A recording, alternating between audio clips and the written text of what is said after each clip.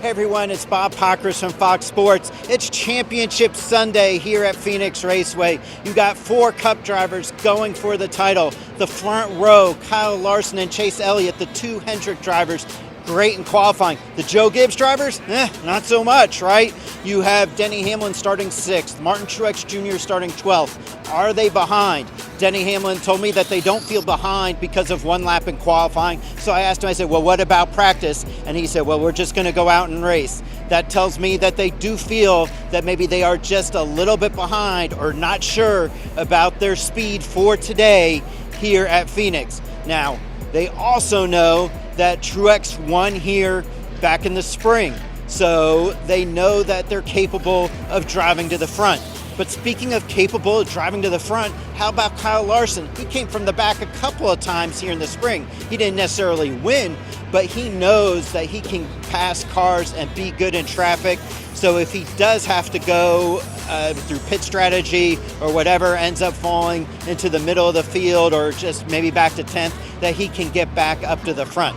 Of course, their plan is to stay up front, and they're going to, I think they're going to be up front most of the day because look, they've run well all year, right? 9 wins. They have more than double the wins of anybody else here in the championship 4. Truex has 4 this year, Hamlin with 2, Elliott with 2. Now you've got also 3 of these teams don't have their car chiefs. Kyle Larson doesn't have his car chief, Denny Hamlin doesn't have his car chief, and Martin Truex Jr. doesn't have his car chief. It's because they all failed tech twice prior to qualifying. It was all body issues on those cars, and that's why the car chiefs and not engineers were ejected. So what does that mean?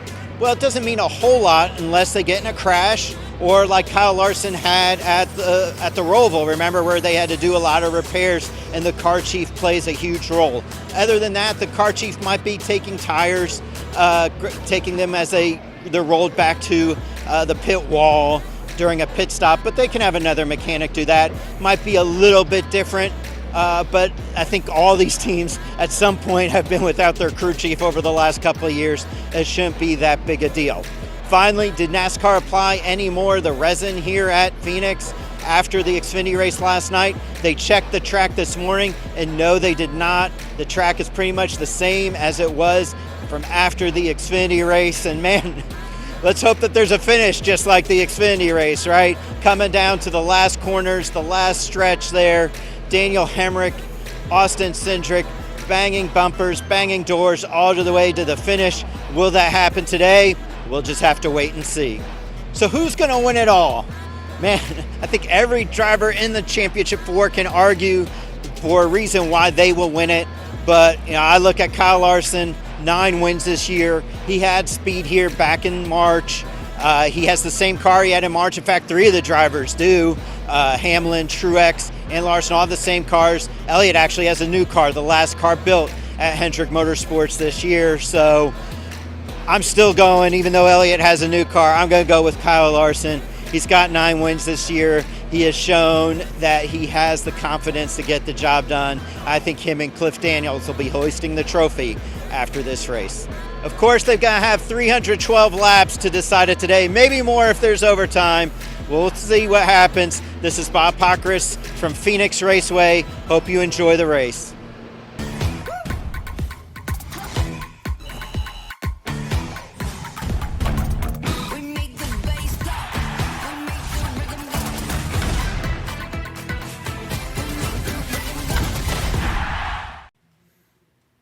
Hey race fans, thanks for watching our video. For all NASCAR on Fox News, content, and the best clips from Fox Sports, be sure to follow and subscribe to our channel.